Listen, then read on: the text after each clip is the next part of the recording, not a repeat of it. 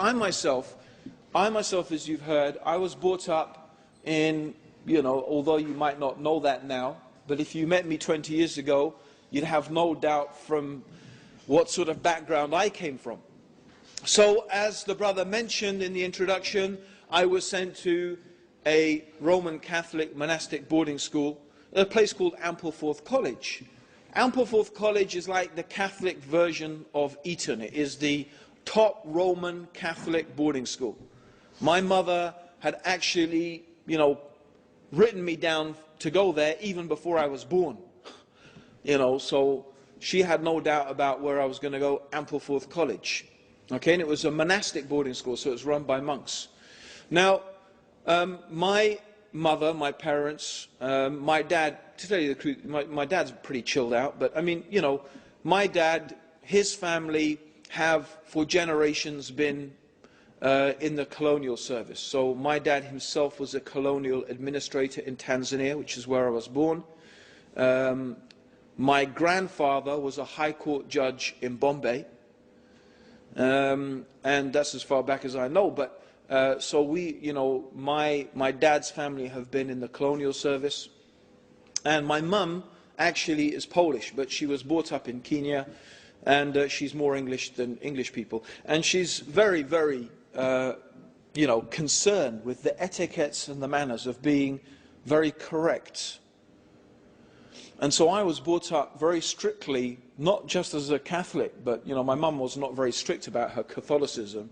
I suppose she expected that I would get that from the school. But she was very strict about our manners, how we should behave, that we should use the right words. Okay, my dad taught me the etiquettes of how to dress, for example. Very specific rules about dress. And, you know, I can look at someone straight away until today, and I could know how well brought up that person is or badly brought up they are by looking at the way they're dressed, by looking at the type of shoes that they wear. You know, for example, my dad would teach me, you never wear brown shoes with black. Oh dear. You never wear brown shoes with, you don't. You know, it's just, he said, Ant, you just don't do that. It's just not done. You know, how do you, what's the correct way to wear your tie? What was the correct way to put your handkerchief in your pocket? You never fold your handkerchief in the pocket. Never. You know, that was, well, they used to say it's non-you. It's just, meaning it is not the right way to do things. These are the type of details.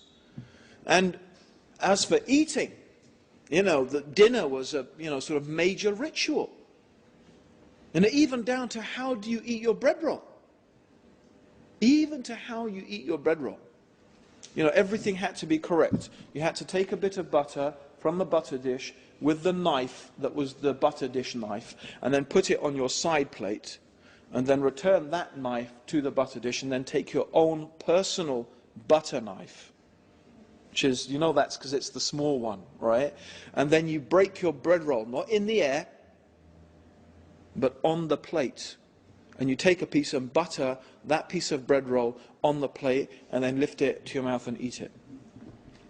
Woe betide the one who gets a bit of butter, you know, butter, butter, you know, and so this, you know, and what is all of this about?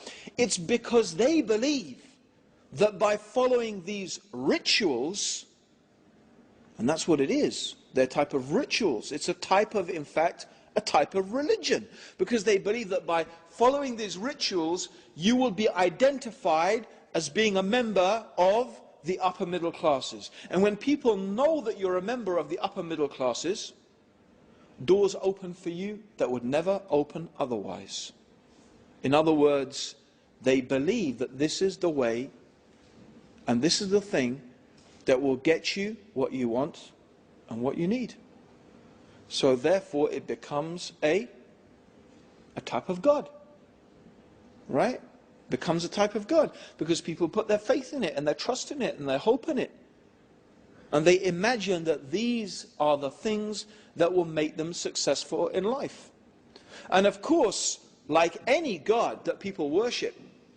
If you ask Hindus or Buddhists or any people who worship idols, they will tell you stories about how they prayed to their god and this thing happened and how they offered things to that god and the god drank from the, Ganesh drinking milk. Do you remember that when Ganesh all around the world started drinking milk? Yeah? All those miracles, and you must have heard of the Virgin Mary crying and, and the crucified Jesus dripping with blood. You must have heard about all of these things. Right? So all of these things, they say these are the miracles and these show that our gods are real, and it's the same. It's the same with belonging to the upper middle class. People say, well, our experience tells us that, and it's true. In some cases, it's true that you will get a job just by virtue of what school you went to. There are certain newspapers in this country, and this is very telling, by the way. If you think about the whole idea of so-called the free press and free speech that they talk about, no. The people who write for newspapers are a very carefully selected bunch of people, by and large, who belong to a particular elite, who have most of them studied in a particular group of schools, and who conform to a particular way of thinking about how the world should be. So it's very important to understand this. People have gods. Everybody has a god. Most people have many gods. So the real question we need to be asking today is not, is there a God? But rather, because the answer to that simply is, there are millions of gods. Countless millions of gods. But actually the real question is, out of all the things that people worship, and put their faith in, and put their trust in, are any of these things truly worthy of it? In other words, are they really capable of giving people what they want and what they need? And so what I'm going to do today is I am going to use the Quran to analyze all the different things that people worship. Now you may say, okay, could we have a cup of coffee now, because it's going to be quite a long time to go through the millions and millions of... of course I'm not going to go through every individual god that people worship or have worshipped. Of course not. But what we can do is we can divide these gods into broad categories. We can categorize them. And this is what the Quran, we can see the Quran does. The Quran uses certain examples, God uses certain examples in the Quran to identify certain types of religion, certain types of worship, certain types of gods, and then the Quran shows us why these things are not worthy of worship. And what method does the Quran use? It's very beautiful. The Quran really appeals to something that all human beings have it. Now, not every human being is a philosopher or has the capability of being a philosopher. Not every human being is a theologian, and nor are they all capable of being a theologian. Not every human being is capable of becoming a mystic and an ascetic in order to become enlightened with spiritual truths, because most human beings have to just get on with their life in order to survive. Buddhism, for example, if you look at the teachings of Buddha and you look at the life of Buddha, Buddha teaches that in order to achieve enlightenment, you have to abandon the world and live in a monastery. Now, if everybody abandoned the world and lived in a monastery, the people even in the monastery would have no way to live. So it's not a very inclusive type of religion. Although some Buddhist countries have sort of worked out a rota that everyone spends a couple of years in the monastery.